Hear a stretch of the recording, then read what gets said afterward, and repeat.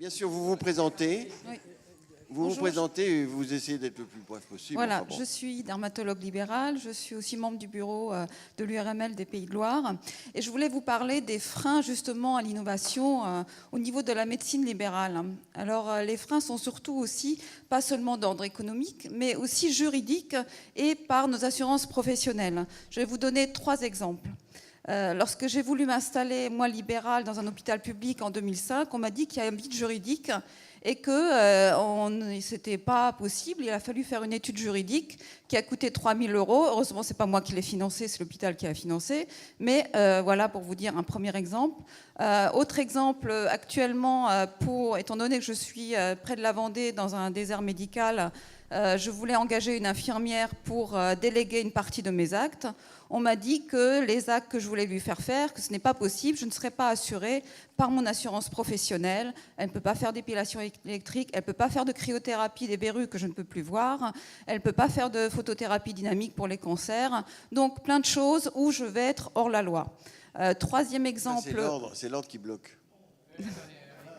Troisième point. Troisième exemple, actuellement on mène donc une expérimentation de télémédecine entre médecins généralistes et spécialistes.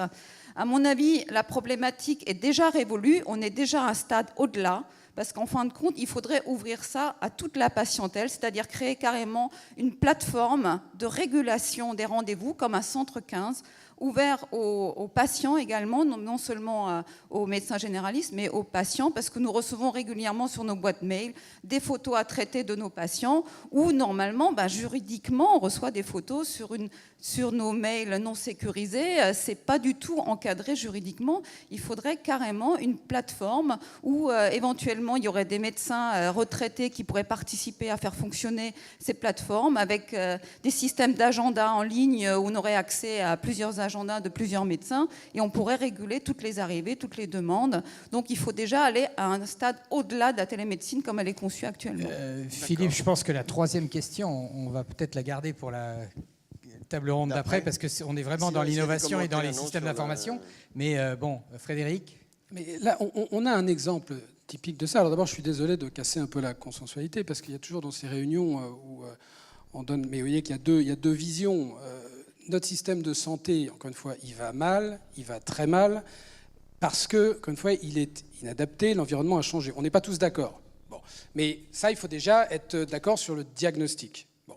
Si on n'avait pas la qualité des professionnels de santé, c'est pas parce que vous êtes là que je le dis, pour tenir le système, mais ils ne vont pas le tenir éternellement dans un système qui est inadapté, notre système de santé serait véritablement très en deçà, mais on voit déjà que les performances baissent, et y compris en accès aux soins. C'est-à-dire qu'on réussit l'exploit quand même d'être le pays qui a eu la couverture de soins de loin la plus développée au monde, de se voir se multiplier les désertifications médicales. Pour des raisons quand même assez faciles à comprendre. C'est que les gens ne veulent plus s'installer. C'est pas parce qu'ils n'ont plus envie de faire de la médecine, on peut aller dans le truc. Enfin, il y a des raisons quand même majeures qui font qu'aujourd'hui, s'installer en médecine libérale est une gageure économique, c'est-à-dire qu'il y a une prise de risque économique majeure et que c'est, excusez-moi l'expression, une prise de tête sur un plan administratif. Donc, ce n'est pas parce qu'il y a une nouvelle génération qui aspire à là. C'est qu'aujourd'hui, on a créé les conditions de faire autrement que de s'installer là où les médecins étaient installés. Déjà, si on réfléchissait un petit peu à ça, et les centres qu'a cité Thierry Baudet, qui sont la parfaite complémentarité de notre médecine libérale avec un rôle social important, doivent rester. Et je pense que, quand je disais que tout à l'heure, je ne pense pas que le financement mutualiste doit avoir un rôle dans l'organisation des soins, Thierry l'a dit, c'est historiquement, ils l'ont là. Donc ça, on peut tout à fait l'avoir. Mais je suis désolé, monsieur Lannelongue, mais il y a quand même globalement une relation très compliquée entre les professionnels de santé et l'administration régionale. Non pas parce que ce n'est pas les administratifs qui créent ça, mais parce que, pour ce qu'a dit madame, c'est qu'en fait, aujourd'hui, on a un système qui est top-down et pas bottom-up. C'est-à-dire qu'il faut que vous ayez... Mais la télémédecine, c'est qu'on a quand même créé... Et c'est parce que les lois sont mauvaises, parce que vous êtes là pour appliquer les lois. C'est pas vous qui inventez qu'il faille une habilitation pour faire de la télémédecine. Et là, j'ai beaucoup de points d'accord avec Nicolas Revel, mais j'en ai un... d'accord, c'est que de toute façon les GHT telles qu'elles ont été conçues, comme les CPTS telles qu'elles ont été conçues sans les soignants. Donc, de la même façon que les maisons individuelles, les maisons pluridisciplinaires resteront vides le temps qu'on n'aura pas laissé ces outils à disposition des médecins. Donc, Pas de Cassandre, a dit le président. Donc je finis sur un point. Mais il y a quelque chose de très simple à faire. Imaginez-vous que la télémédecine... Imaginez-vous... C'est très simple, c'est juste changer un petit peu On a inversé la pyramide de décision. C'est-à-dire qu'avant, il y avait les soignants et les soignés qui étaient à la base, avec l'administratif qui était au-dessus, et on a inversé la pyramide. C'est-à-dire que c'est l'administratif qui fait. Sauf qu'à ce moment-là, il faut aller au bout, si on veut aller au bout de cette logique, c'est fonctionnariser les médecins.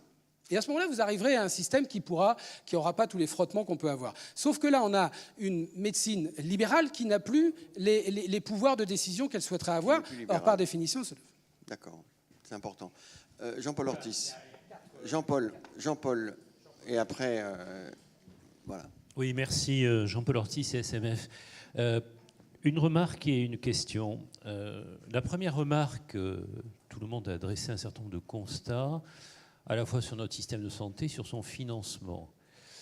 Et dans ces constats, il me semble quand même qu'il y a un élément majeur qui n'a jamais été noté, c'est la faiblesse de la valeur de l'acte médical pris individuellement, en particulier par rapport aux références d'autres pays, et la sous-rémunération, d'une façon générale, des médecins français par rapport aux autres médecins européens. Et on parle beaucoup de l'Allemagne comme modèle, mais on peut regarder d'autres pays européens et on se rend compte qu'on a un vrai C'est ce que disait un peu Nicolas Revel. On est coincé dans un système de paupérisation. Oui, non, mais attendez, il faut quand même que chacun prenne ses responsabilités. Et là-dessus, lui ou ses prédécesseurs en portent une lourde, ainsi que les politiques. Moralité, oui. Non, mais attendez, à un moment donné, il faudra mettre les pieds dans le plat. Moralité, aujourd'hui, qu'est-ce qui se passe dans notre système de santé? Et c'est là où je vais en venir à ce que vous disiez tout à l'heure sur l'innovation organisationnelle et territoriale. Très clairement aujourd'hui, et vous l'avez dit, et je le dénonce, les médecins libéraux sont obligés, dans une logique de faible prix de leur acte, d'avoir des volumes importants, donc des temps de travail importants. Et comme ils ont des temps de travail importants, le nez dans le guidon, ils n'ont pas le temps d'être disponibles pour de l'innovation, en particulier organisationnelle et territoriale. Et Monsieur Lanlong, je vous remercie de dire et de souligner combien il faut les accompagner pour cela.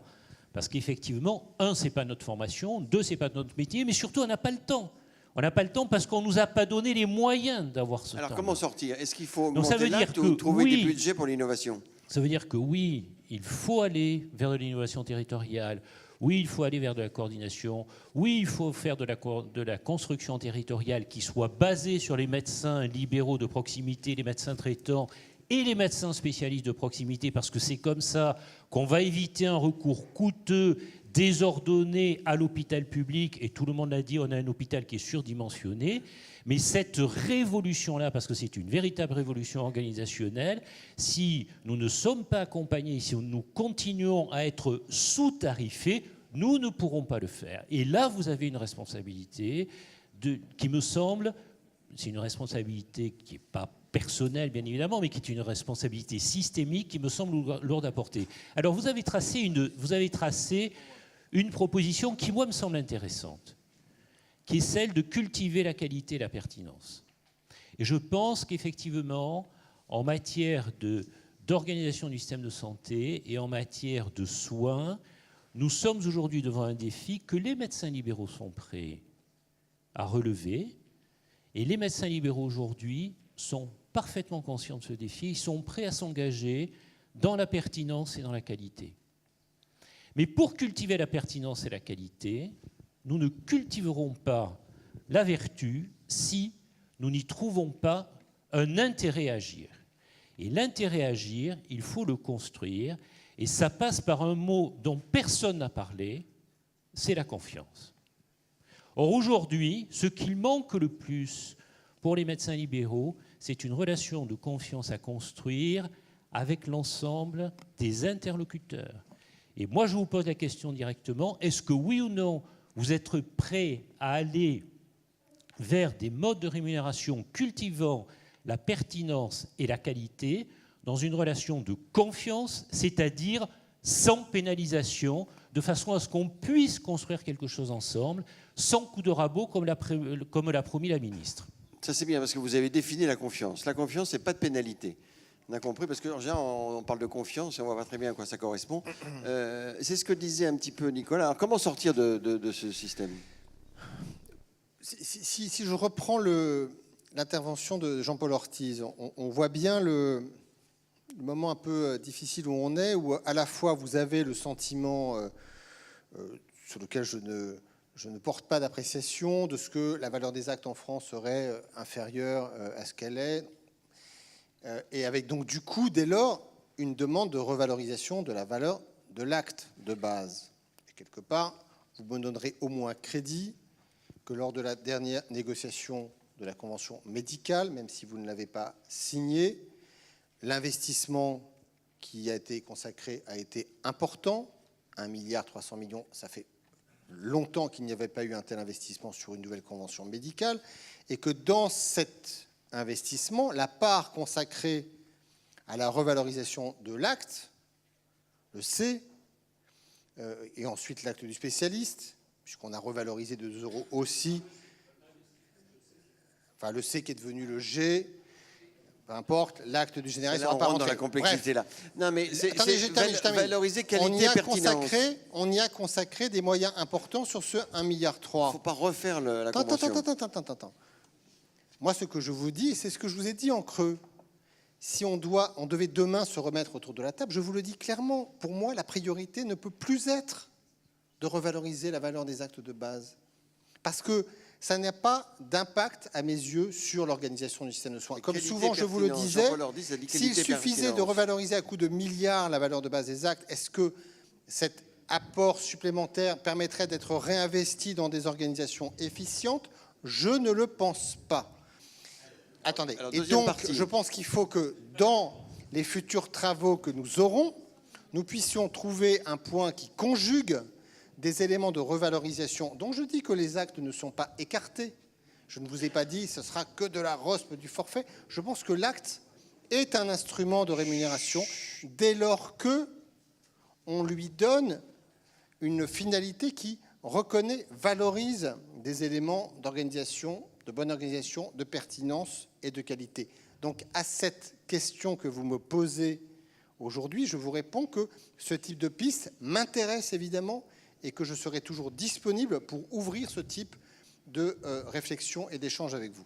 Nicolas, à l'hôpital, ça n'a pas été encore précisé par le gouvernement, mais dans le programme du président Macron, il y a un changement quand même assez radical et diminution de la part de la T2A, qui aujourd'hui représente environ 75-80% de la recette d'un hôpital, jusqu'à 50%. Ça a été fixé comme objectif sans que les contours soient précisés.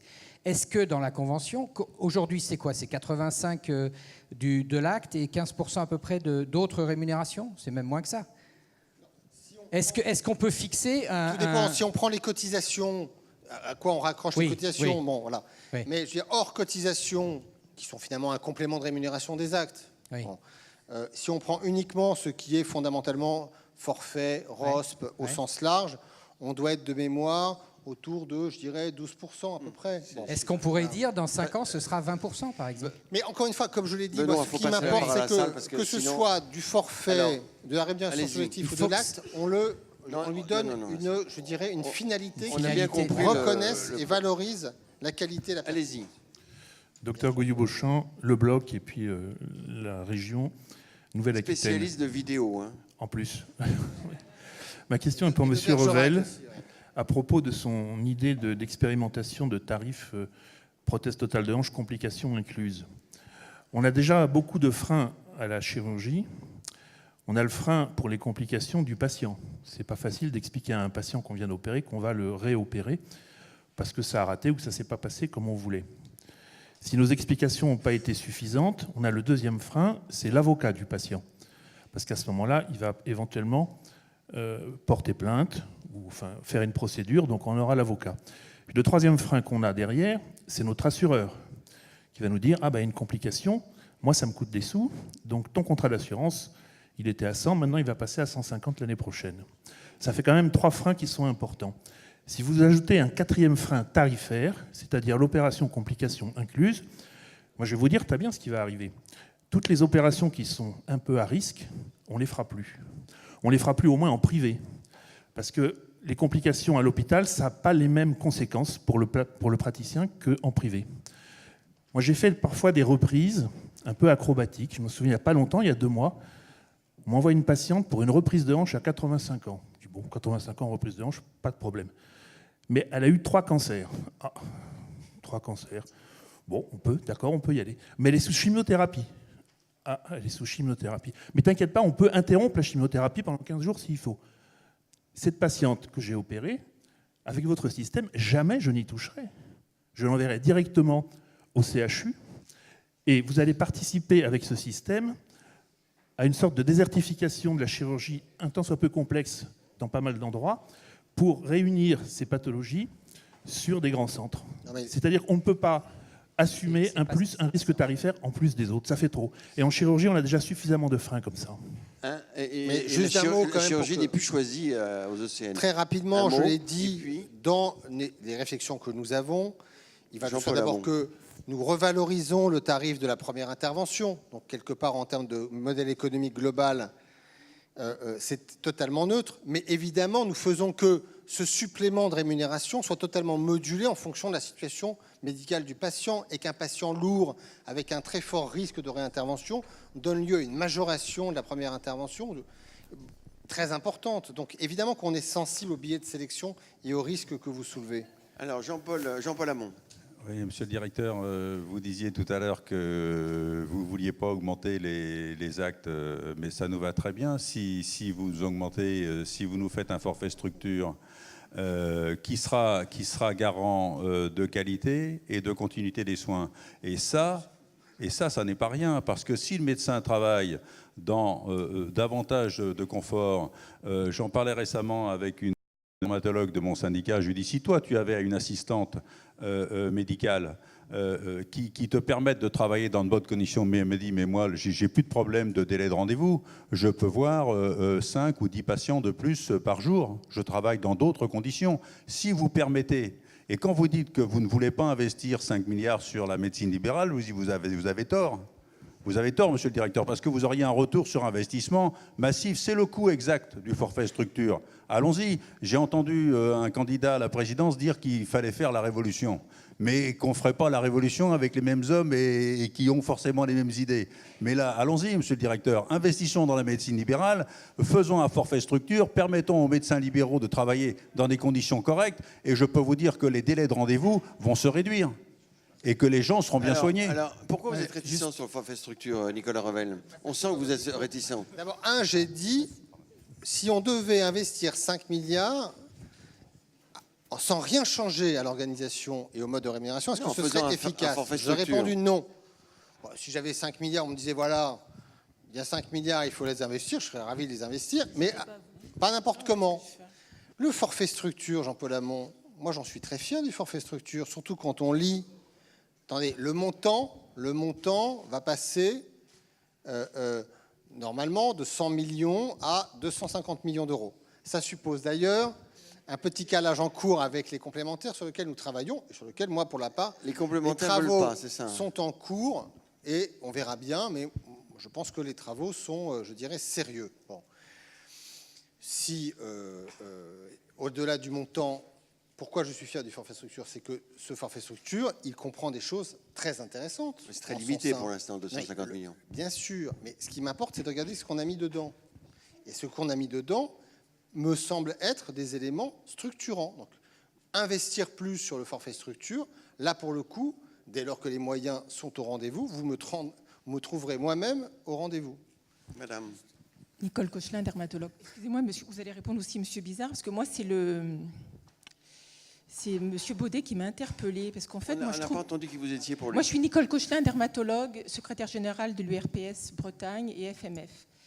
Oui, en fait, vous dites que moi, j'ai pas du tout l'impression que mes malades, les cotisants, ont l'impression qu'ils ont progressé dans la liberté de choix des professionnels de santé. Non seulement les réseaux se sont installés, Donc au niveau dentaire et optique, c'est devenu une catastrophe. Deuxièmement, les contrats responsables limitent beaucoup les remboursements et diminuent l'accès aux soins. Et puis, troisièmement, le jackpot qu'on a donné aux mutuelles, c'est-à-dire qu'il y a des gens qui se retrouvent, des couples qui se retrouvent à cotiser à 2 mutuelles sans aucun choix de leur mutuelle, et c'est une catastrophe au niveau du remboursement. Et dans cette salle, on se gargarise là, que notre système de français est très bon. Vous allez nous dire, Monsieur Bizarre, en combien de places on a reculé en 15 ans ? Je ne pense pas qu'on peut être satisfait. Et moi, je pense qu'on va vers une perte de liberté des cotisants sur le choix de leurs professionnels de santé. Voilà ce que je voulais dire. Juste un point, parce que Jean-Paul Ortiz a soulevé quand même un point majeur et qui est assez complexe. Mais pourquoi est-ce qu'on est un des pays qui dépensons le plus ? À mon avis, pas trop, mais avec des professionnels de santé parmi les moins payés. Même une question. Bon, on sait qu'il y a trois centres de surcoût. On a parlé de l'hôpital, revenir. Il y a les frais de gestion du système, une quinzaine de milliards, c'est plus élevé après les États-Unis par habitant, et les dépenses chroniques. Bon, je veux bien qu'on fasse du bundle payment sur l'aigu, mais croyez-moi, c'est la structuration du parcours du patient chronique. Notre patient chronique, il bénéficie d'un système formidable qu'il faut conserver, qui est le remboursement à 100%. Bon, où il est normalement responsabilisé. Bon, aujourd'hui, du fait des différentes évolutions, on sait bien qu'il faut le structurer et qu'il faut davantage lier ce patient. J'ai proposé un contrat patient avec le médecin généraliste et l'assurance maladie. On peut avoir d'autres idées meilleures s'il en existe, mais ça, il est urgent de le structurer. C'est pas la peine d'aller essayer de mettre des maisons pluriprofessionnelles à côté. C'est la coordination, mais oui, mais il faut y impliquer d'abord. Il faut y impliquer d'abord le patient.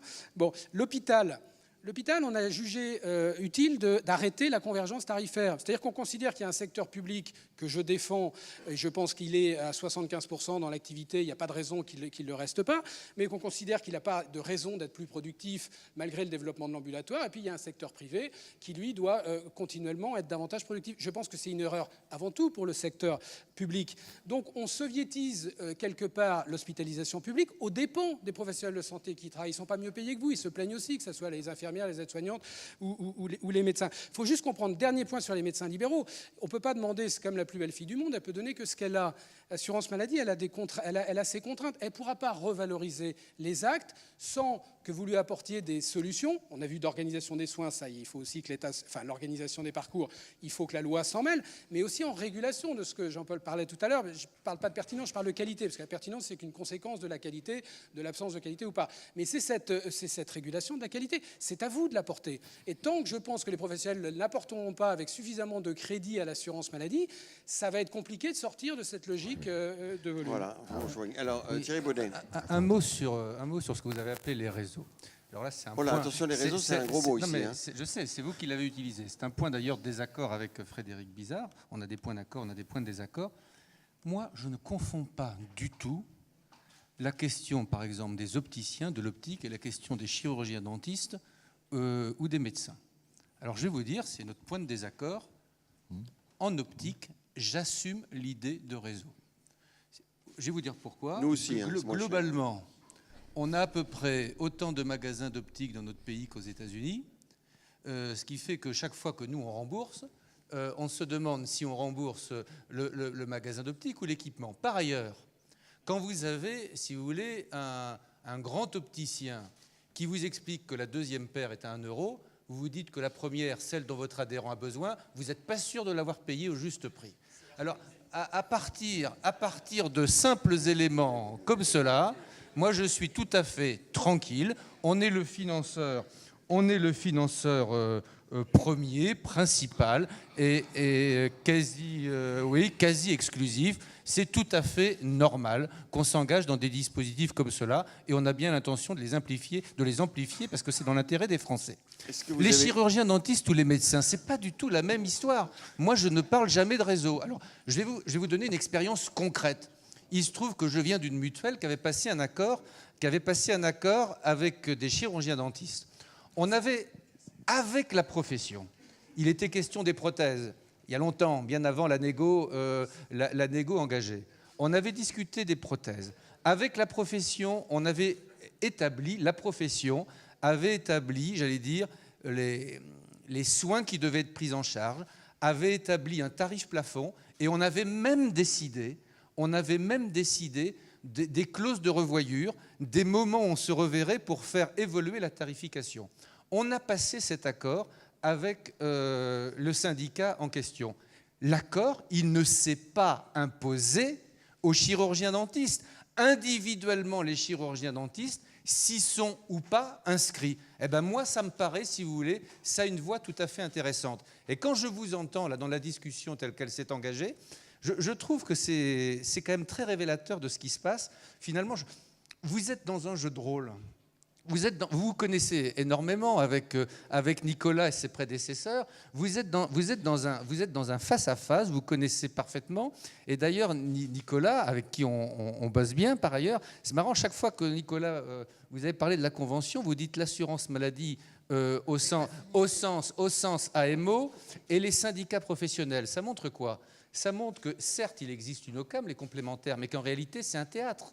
C'est un théâtre, parce que le dialogue, vous l'avez entre vous dans un face-à-face, et puis en fin de négo, globalement, vous venez nous chercher, nous convoquer pour nous dire voilà la part que vous allez prendre.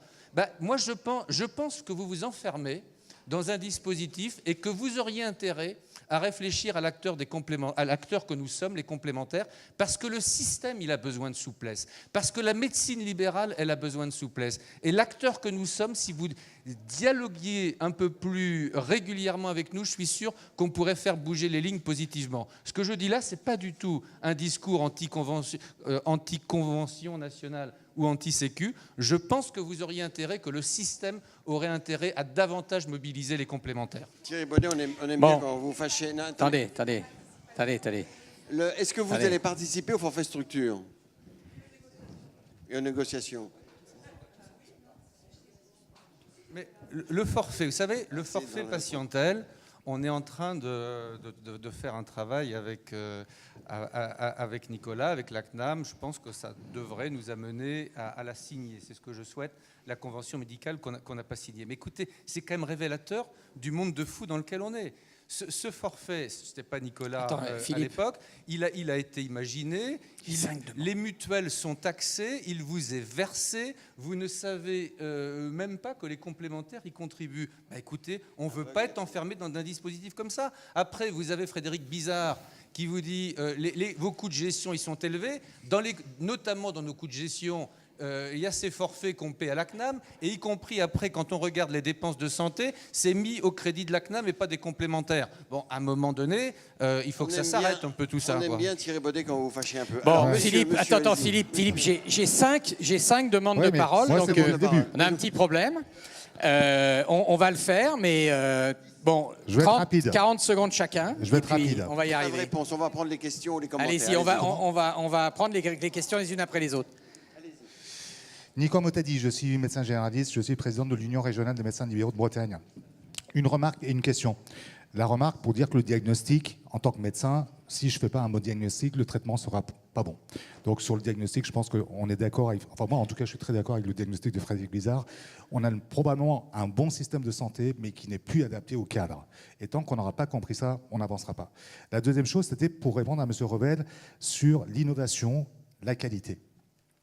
Et le fait qu'on est dans un pays où on fait énormément d'expérimentations, mais qu'on ne fait que des expérimentations. Je prends un exemple.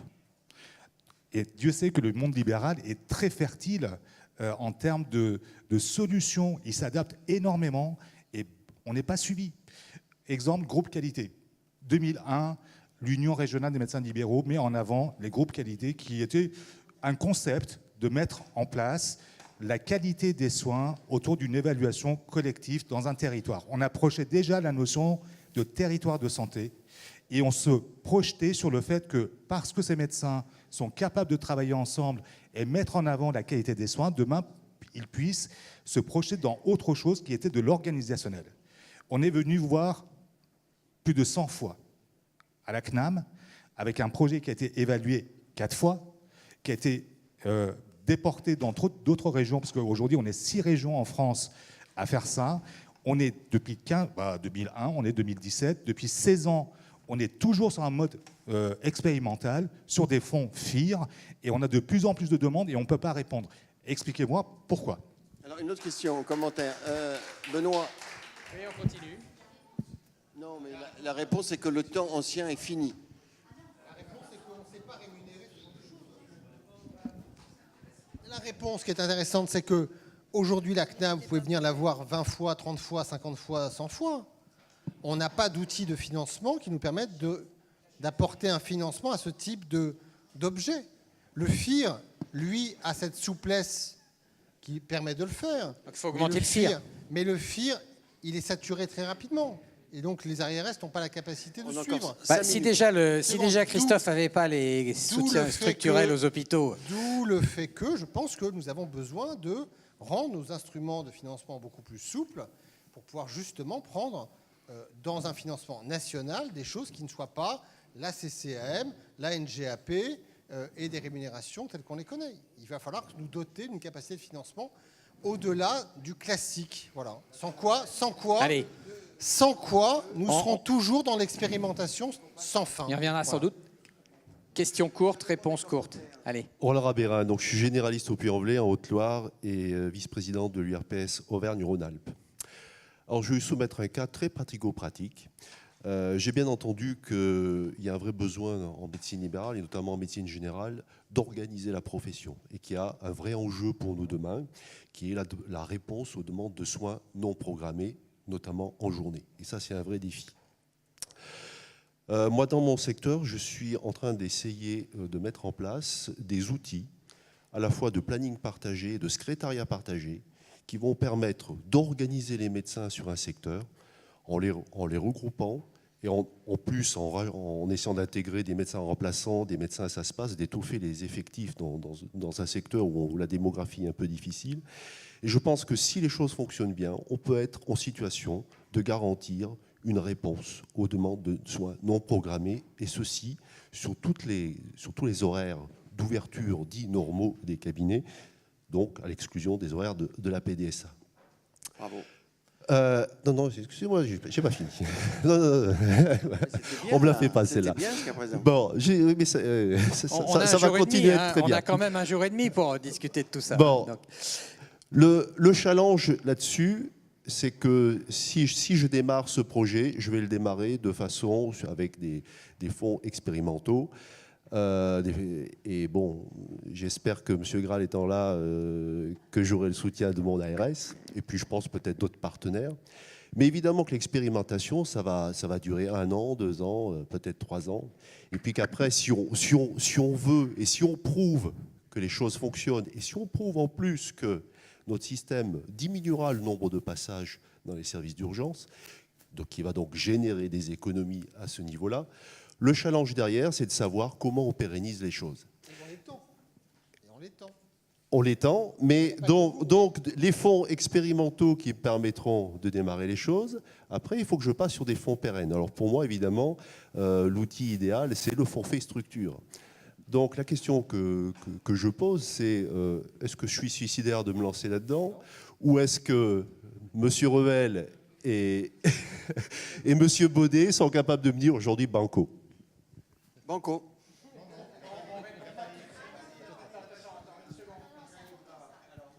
Non, bien sûr qu'il faut... Je voulais juste dire un mot, puisque ça s'adresse à Auvergne-Rhône-Alpes. Je voulais vous remercier de votre intervention, bien évidemment, puisque c'est un sujet qui me tient à cœur. Je pense que vous avez soulevé le vrai problème, c'est-à-dire que l'expérimentation, et ce que je disais, ce que j'allais dire, c'était qu'on a un sujet, c'est qu'on expérimente, on est tous matures pour dire on est d'accord, on expérimente et qu'on sache revenir en arrière si ça ne marche pas. Mais si c'est prouvé objectivement en prenant des éléments d'évaluation au départ, et non pas en cours de route comme certaines expérimentations, qu'on arrive à démontrer que ça marche, sur un sujet pareil en plus où on a quelques remontées d'expérimentation comme ça en Auvergne-Rhône-Alpes qui concernent pour la plupart la prise en charge des soins non programmés, donc qui est un sujet de santé publique absolument majeur.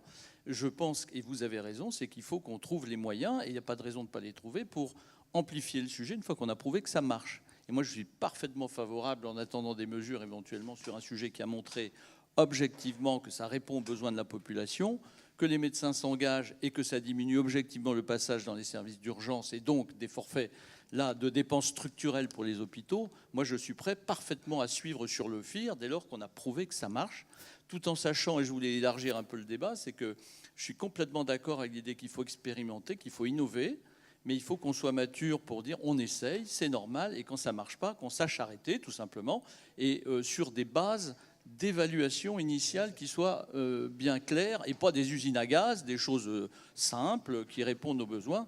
Donc à la fois sur votre projet, je trouve ça bien, si ça marche, qu'on évalue, qu'on vous aide à évaluer, et puis à la fin, si l'évaluation se révèle négative, que ça ne soit pas un drame, et que c'est vrai pour tout.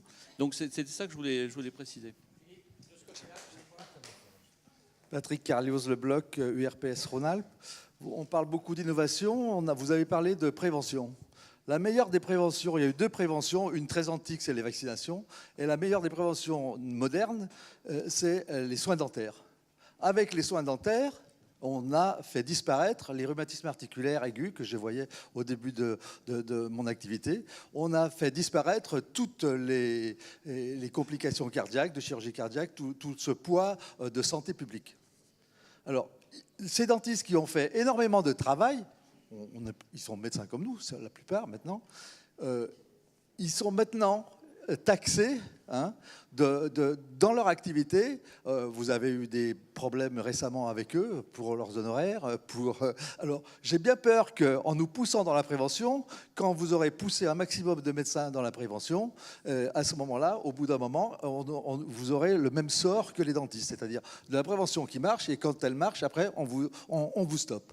Je vous rappelle quand même que le Danemark et la Suède, qui sont très souvent cités comme exemple, ont un taux de reste à charge dans les soins dentaires 4 fois supérieur à la France.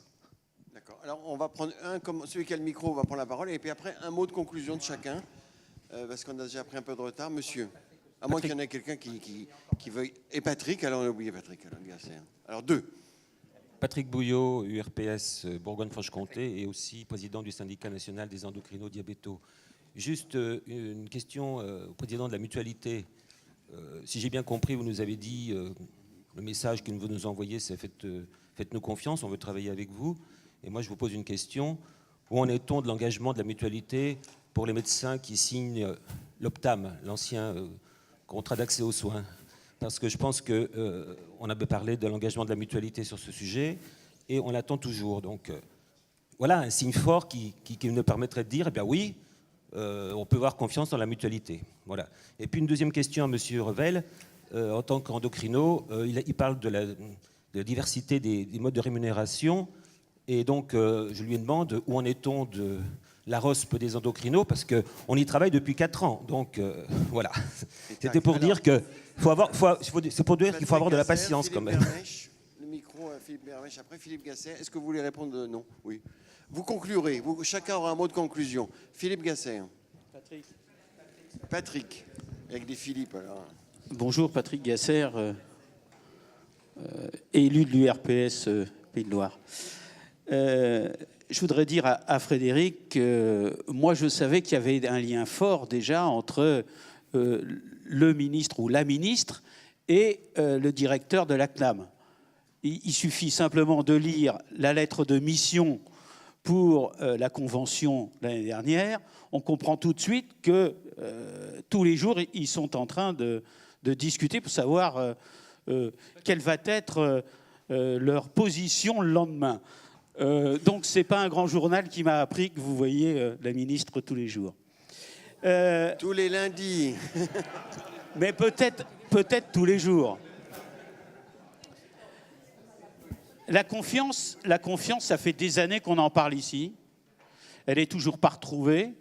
On parle de pertinence et je crois, on parle surtout pour nous de qualité. Parce qu'effectivement, Frédéric l'a dit, quand on parle qualité, c'est obligatoirement dans la prise en charge pertinente des patients.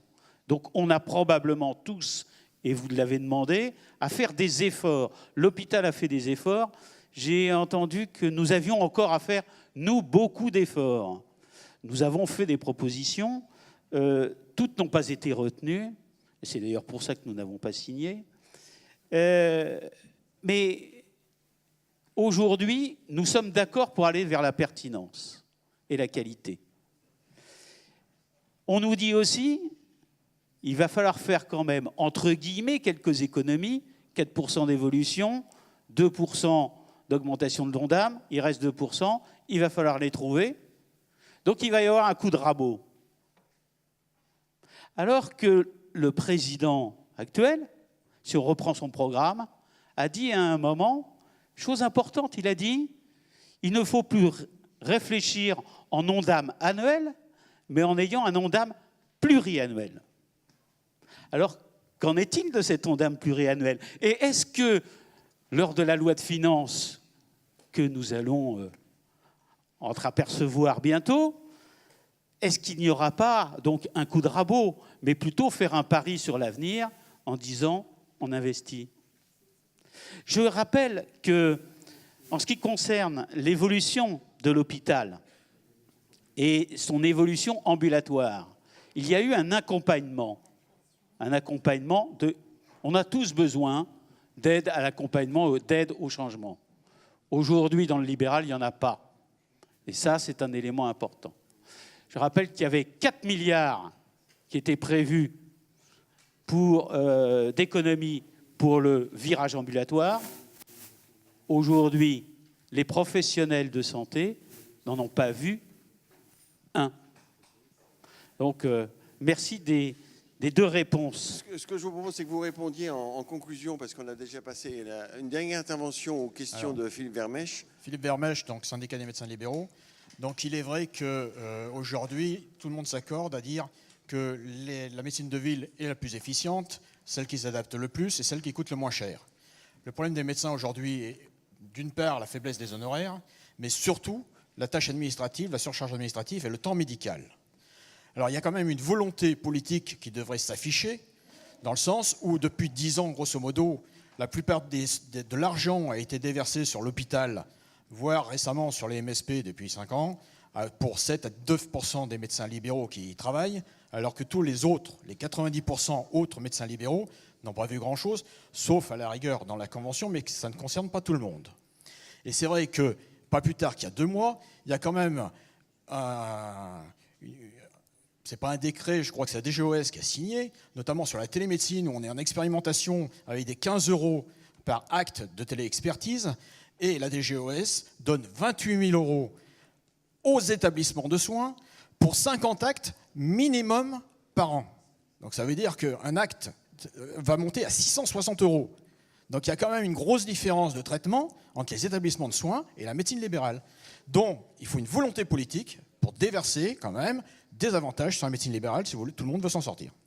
Alors, un mot de On conclusion de fait chacun. un tour de conclusion Voilà. chacun. Alors, Nicolas Ravel, on finit par vous, attention. Bon, je pense qu'il faut être rapide, c'est ça. Donc, Donc j'entends évidemment l'invitation qui est faite à ce que, comme je le dis dans mon propos liminaire, nous puissions investir plus fortement dans l'évolution, l'organisation, la meilleure organisation du système de santé, et notamment en ville. Bon. Je ne suis pas, moi, aujourd'hui, en capacité de vous dire ce que seront des arbitrages qui sont en cours sur l'Ondam de 2018, la trajectoire pluriannuelle. Voilà, je n'ai pas qualité pour le faire. Et de toute façon, ce moment viendra quand ces arbitrages seront rendus. Voilà. Donc, je vous renvoie à ce moment-là à un peu plus tard, puisque le PLFSS n'est pas encore bouclé. Bon. Ce que je crois, en revanche, comme je l'ai dit, c'est qu'il va falloir tirer profit des prochaines années pour essayer d'avancer. Je pense que nous sommes dit des choses aujourd'hui, j'en ai dites et j'en ai entendu, qui me semblent pouvoir constituer la base de travaux à venir pouvant nous réunir, que ce soit les signataires de la Convention, car Jean-Paul Hamon a dit des choses sur le forfait structure, vous en avez dit d'autres sur la qualité des soins. Tout ça me paraît être des bonnes pistes de travail. Voilà, donc maintenant, il faut définir des temps, pouvoir, si l'on investit, comme cela a été dit très bien, identifier ce que seront les contreparties et les gains d'efficience liés à cet investissement.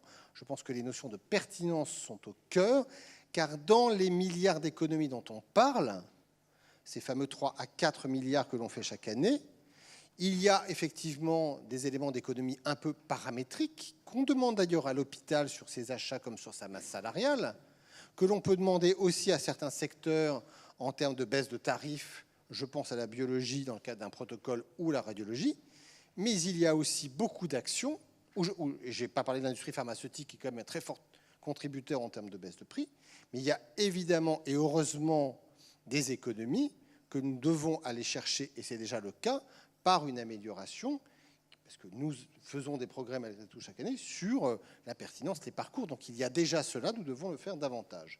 Et donc je pense que nous aurons beaucoup de travail ensemble dans les prochains mois. Je dis bien dans les prochains mois, parce que je pense que les choses pourront redémarrer avant la fin de l'année.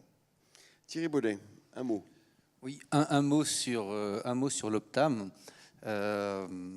Moi, je trouve que c'est intéressant de regarder comment on peut mieux prendre en charge des dépassements d'honoraires dans le cadre de dispositifs comme l'Optam. Mais je disais au début qu'il faut que quand on passe des accords, qu'ils soient équilibrés et respectueux de l'intérêt de chacun. Moi, je serais prêt à y réfléchir, mais j'aimerais qu'on puisse alors ouvrir un autre sujet, parce que si on se place du point de vue de nos adhérents, ce qui les intéresse, c'est leur reste à charge.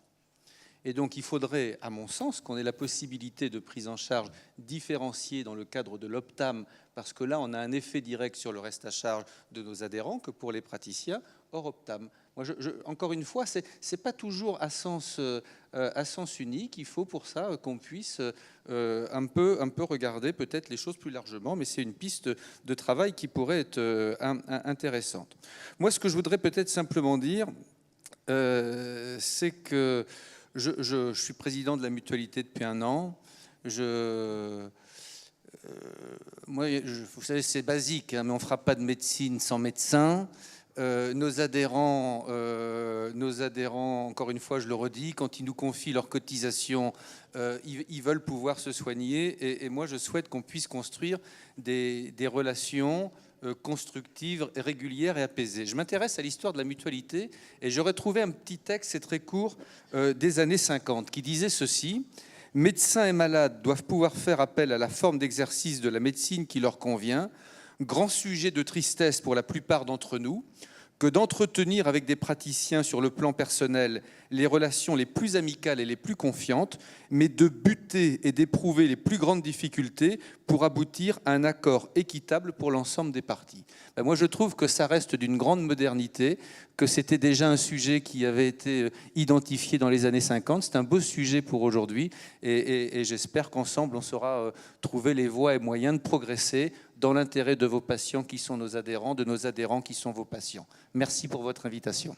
Frédéric Bizard. Oui, un mot. Attention au rafistolage, je pense que ça n'empêchera pas le déclin du système. Il y a un acteur qu'on a oublié, qu'on n'a pas oublié, mais dont on n'a pas beaucoup parlé, qui est le citoyen, l'usager.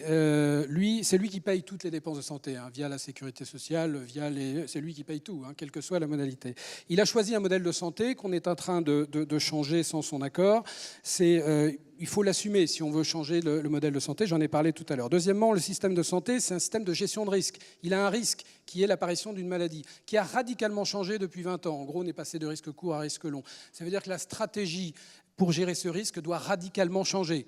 Bon, en gros, vous passez d'une stratégie, je le disais, où vous gériez le risque une fois qu'il est déclaré, à une stratégie de gestion de risque en amont depuis la naissance jusqu'à la mort, ou dans lequel il doit être actif. Ça nécessite de repenser le rôle de tous les acteurs.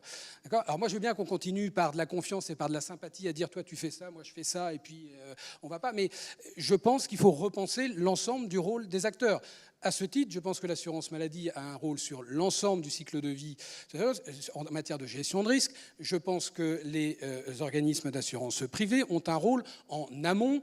Je préférerais entendre que la mutualité ou l'ensemble des acteurs a financé des programmes d'éducation scolaire, a financé des programmes d'objets connectés pour rendre les gens beaucoup plus impliqués, que financer des maisons de santé pluriprofessionnelles, dont c'est absolument pas le rôle. Voilà, on peut, mais je pense qu'on mélange les genres et donc on affaiblit l'efficacité du système. Merci. Christophe Allenlang. Bon, c'est la conclusion optimiste. Merci pour ce dialogue efficace. Je pense que si on continuait comme ça, la galère ne coulerait pas et on ne serait pas victime des pirates. Merci. Merci, messieurs.